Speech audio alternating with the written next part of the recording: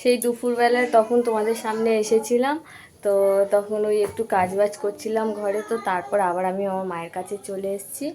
আর আমার মায়ের বাড়িতে আসার পর এখন বিকেল 5:30 বেজে গেছে, তো এখন আমরা সবাই যাচ্ছি ঠাকুর আনতে। তো আমার মায়ের বাড়ির ওপরে পুজো, তো আমরা সবাই এখন ঠাকুর আনতে যাব। আমি যাব, মা যাবে, বোন যাবে, আর সবাই অনেকেই যাবে। তো আমি রেডি হয়ে গেছি আর আমার বোন রেডি হচ্ছে। কি রে, রেডি হচ্ছিস?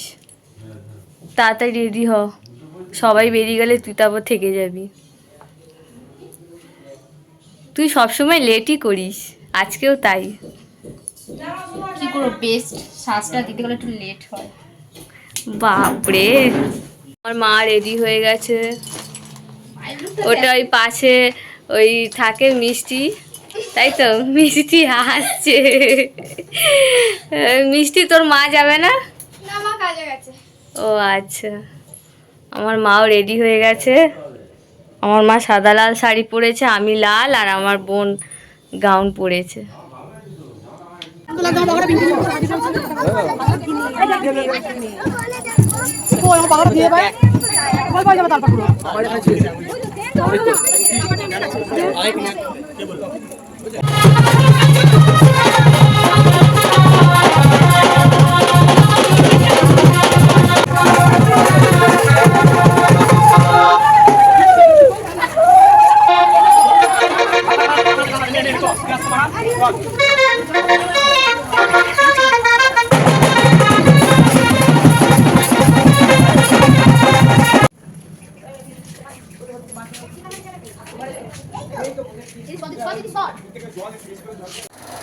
আবার দেখো বাড়ি চলে এসেছি, তো আবার যাব।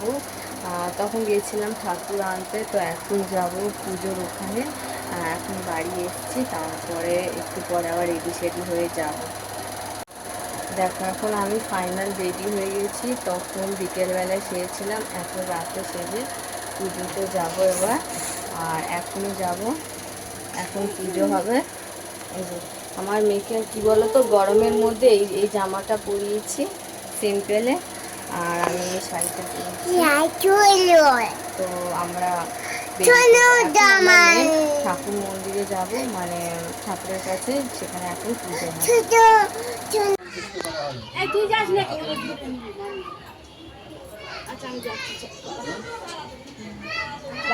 আমি বলছি ওকে, তোমার নাতিকে যেতে হবে না, বাচ্চা কি ও ছেলে ভুট্টা নেই।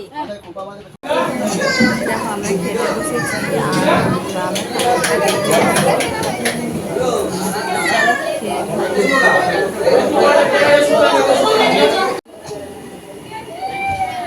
কামনার্থায় সর্ববাধা সর্ববিঘ্ন লাইটে লাইট।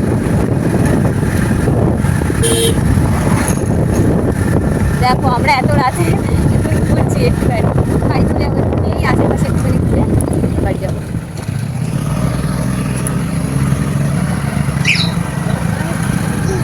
খুব মজা হচ্ছে, ঠান্ডা ঠান্ডা হাওয়া খাচ্ছি।